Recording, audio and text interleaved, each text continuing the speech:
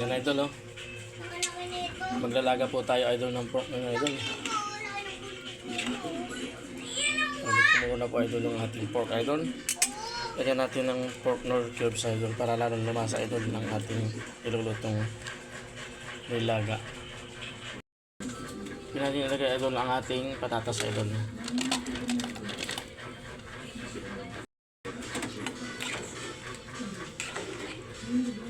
Sarap idol pag may sabaw idol sa ating kinakain na idol kasi lalo kang naganan kumain na idol pag may mga sabaw ka. Yan idol, oh. Pwede natin ilagay idol ang ating repolyo idol.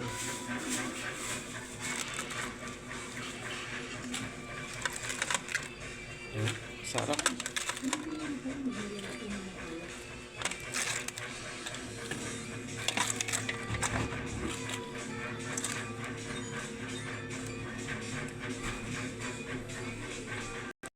Yan idol, lagyan natin idol ng ating green na silig idol para lang lumasa ang ating nilutong nilaga.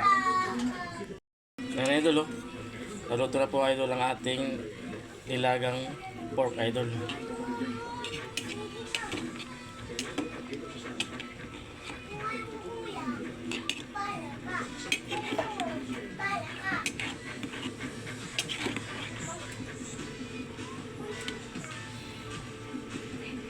Tingnan natin siya idol kung gano'n siya kasarap idol.